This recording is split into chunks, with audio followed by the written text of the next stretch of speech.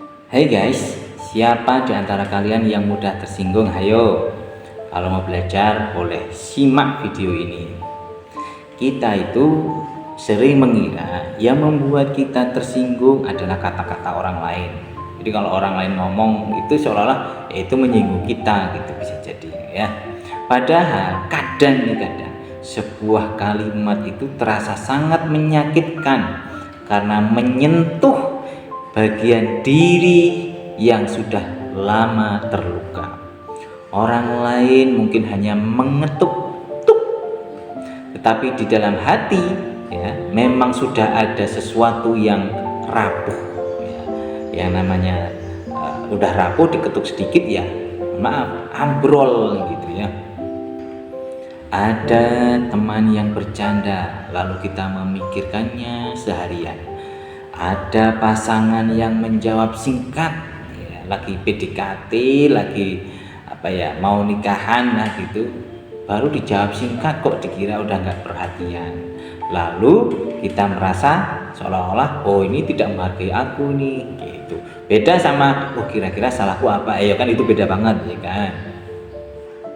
Ada komentar di tempat kerja yang sebenarnya biasa saja tetapi terdengar seperti nyindir, bahkan pesan yang ya terlambat balas gitu misalnya, itu membuat kita menyimpulkan bahwa kita itu dianggap oh jangan-jangan aku dianggap gak penting lagi kok gak langsung dibales. Lalu apa akibatnya? Akibatnya kita mulai menjaga jarak, membalas dengan nada yang sama, atau bahkan diem tetapi menyimpan percakapan yang panjang di dalam kepala kita. Kita mengulang ucapan itu berkali-kali, mencari maksud tersembunyi. Ini maksudnya apa sih? Kok begini? Lalu membangun kesimpulan tanpa pernah memastikan apa yang sebenarnya terjadi. Sebenarnya mudah tersinggung itu bukan selalu berarti kita itu sensitif gitu maksudnya. Kadang itu terjadi karena kita itu lelah, kadang kita itu terlalu lama merasa tidak didengar ya. Kadang ada pengalaman lama yang membuat kita cepat membaca penolakan gitu, meskipun belum tentu ada penolakan di sana gitu. Didiamkan itu bukan berarti dia menolak kamu begitu maksudnya ya, tapi memang bisa jadi karena sibuk gitu loh maksudnya. Apalagi nih kalau anak-anak nih ya mendengar nama orang tuanya disebut ya, dia langsung tersinggung seolah-olah temannya ini, orang lain ini ngejek dirinya ya, kan ada toh ngejek nama orang tua begitu kan, padahal cuma sekelumit nama gitu, seolah-olah dia menilai oh ini temannya ngejek saya ini. Kalau teman ini benar-benar mengejek, mungkin tidak apa-apa kalau tersinggung, wajar dong kamu kok ngejek ayah saya gitu ya. Tetapi kalau hanya merasa diejek ya itu kan jadi bahaya. Misalkan nih pas lagi rame-ramenya kata itu loh, kata-kata masuk Pak Eko gitu kan. Anak-anak yang orang tuanya namanya Pak Eko, dia gampang tersinggung saat di sekolah.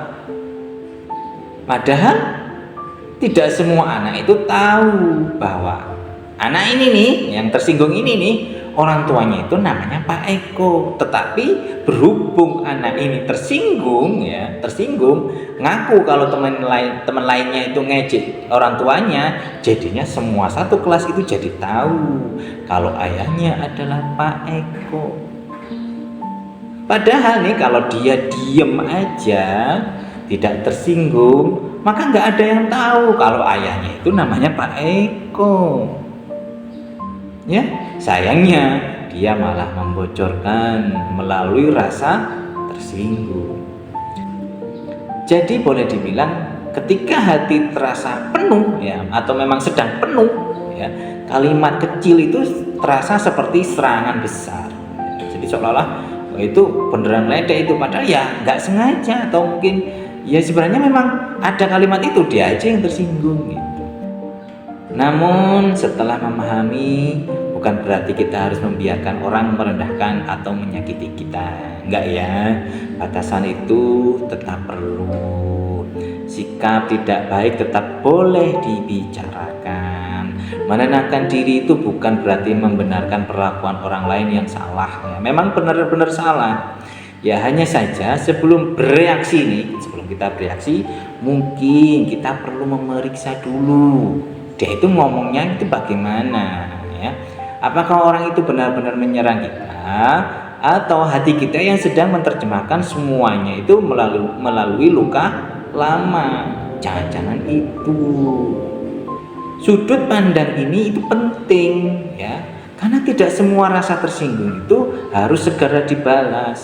Ada yang perlu diklarifikasi, ada yang cukup dilepaskan, ada juga yang justru membuka bagian diri yang perlu kita sembuhkan. Oh ini mungkin memang harus diperbaiki dari saya, gitu maksudnya.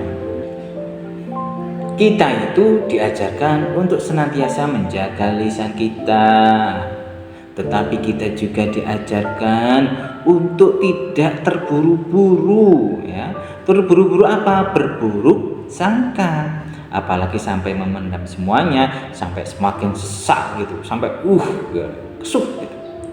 Jadi boleh dibilang husnudzon itu bukan berarti menjadi naif ya, berprasangka baik, alah paling ini cuma gini doang gitu.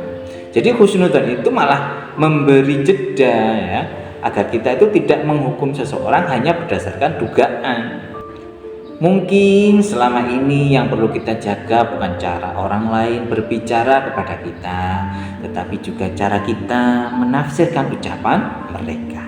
Ya, kita bisa bertanya dengan tenang. Kita bisa mengatakan bahwa sebuah ucapan yang dia lontarkan itu melukai. Ngomong aja kalau kamu omongannya nyakitin gitu.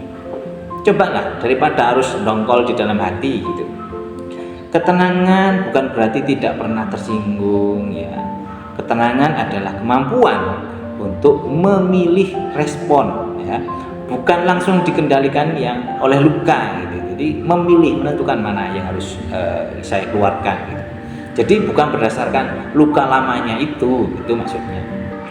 Memang sih yang aku sampaikan ini hanyalah ya penafsiran saya aja, yang mungkin bisa setiap orang punya pikiran yang berbeda, cerita yang berbeda ya, karena yaitu setiap orang itu hatinya itu beda, bebannya beda, pengalamannya beda, lukanya itu juga berbeda. Cuma kalau boleh tahu nih ucapan apa atau kejadian seperti apa yang biasanya paling mudah membuat kamu tersinggung. Lalu menurutmu nih luka apa yang sebenarnya tersentuh saat itu? Ya cerita ya di kolom komentar, aku tunggu cerita kamu. Semoga cerita itu menjadi wawasan. Oh ternyata memang gak cuma dia, siapa tahu nanti ada yang memberikan solusi juga.